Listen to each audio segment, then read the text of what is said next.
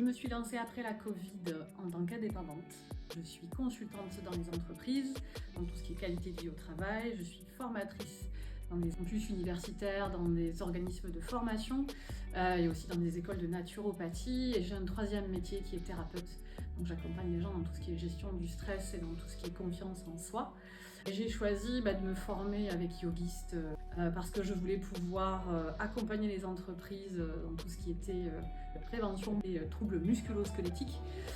Et ça venait complètement en accord avec ma volonté de développer mon entreprise. J'ai choisi Yogist pour tout ce qui était concret. J'ai toujours beaucoup aimé l'approche parce qu'elle est très orientée entreprise. On est basé dans du concret.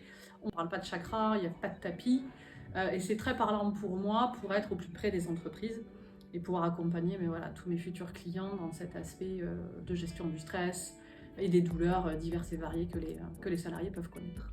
La méthode Yogist, je l'ai choisie pour qu'elle puisse s'ajouter à mes pratiques et elle a ça de particulier d'être dans cette globalité d'utilisation du corps et du cerveau, puisqu'on va aller dans la relaxation, on va aller dans la concentration et on va amener l'ensemble du groupe qu'on a en face de nous dans cette prise de conscience, dans cette réalisation que, en revenant avec 3 respirations, en ayant une position qu'on va leur proposer, ils vont pouvoir faire travailler leurs épaules, ils vont pouvoir détendre leur cervicale, faire travailler leurs yeux aussi, et les muscles de leurs yeux différemment.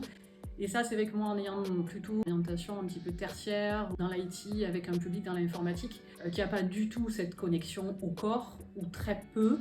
C'était les sensibiliser, et c'est vrai que j'aime le vocabulaire, tout le champ sémantique qui va aller autour de « Ok, on prend 5 minutes pour faire une pause », aussi bien pour la tête que pour le corps. Moi, je suis plus dans la matière puisque je suis consultante, mais je suis aussi réflexologue, donc j'ai aussi cette pratique en individuel d'accompagnement en touchant les autres.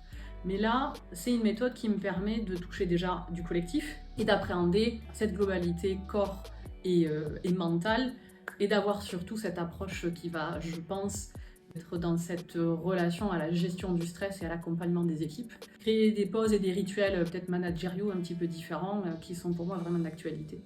Qu'est-ce que j'ai aimé moi dans les 2 jours de formation? J'ai aimé la pratique et le fait qu'en fait on puisse comprendre vraiment pourquoi Anne-Charlotte elle a choisi ces exercices-là et à quoi ils servent. Parce que moi je sais que j'ai parfois tendance à être un petit peu trop dans le global. Je vais pouvoir expliquer même aux plus cartésiens le fait que s'ils se mettent dans telle position, à un moment donné, ça fait travailler telle ou telle partie du corps. Et parce qu'on est dans le corps, on peut donc stimuler le système nerveux et donc aller dans de la détente et de la relaxation. Et clairement, ils ne connaissent pas en fait tout ça. Donc moi j'ai aimé encore une fois l'explication de pourquoi ça étire, pourquoi ça renforce, qu'est-ce que ça peut amener à l'individu en face de moi qu'il va falloir lui expliquer. Mais encore une fois, je vais avoir les mots un peu corporels pour que même les plus cartésiens, en fait, ils adhèrent. Puis, moi, je suis plutôt quelqu'un de très créatif, donc je pense que je vais m'amuser beaucoup avec les boules de feu, jouer à Dragon Ball Z.